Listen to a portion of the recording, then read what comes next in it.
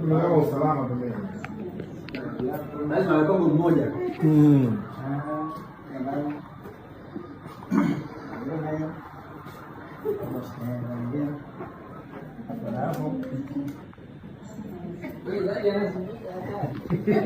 Hapo utapoa sasa. Kwanza kama yuko sasa tutachukua tayari. Hapa kwanza anaambiwa je. Sababu na je. Anaambiwa je. Makofi kwa mmoja ndio bwana. Sasa mmoja kapiga makofi pale. Ndio sababu.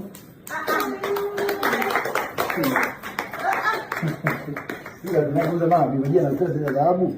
Napenda, kwa nini sipende? Asante sana, ubarikiwe.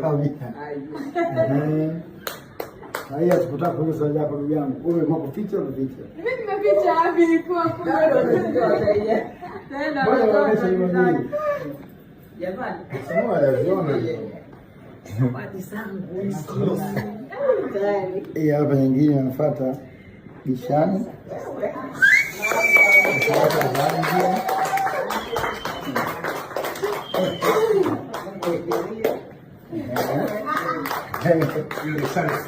Gold.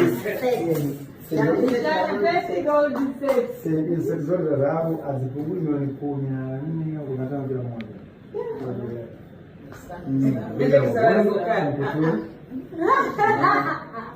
Tulikuwa katika kuchagua pale, tulikuwa tuko na kuangalia kwa pamoja. Chagua kwa pamoja. Hapa ya yes ma. Kwa na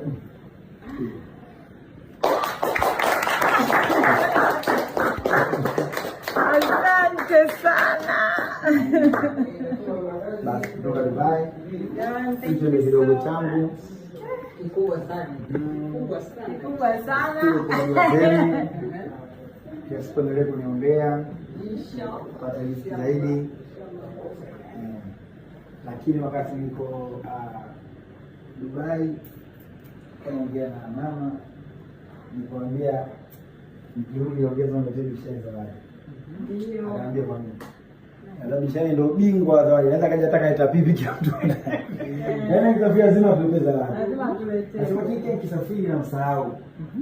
Nikasema naomba Mungu anijalie nikienda kwenye zawadi na leo nimeteseka zawadi. Basi.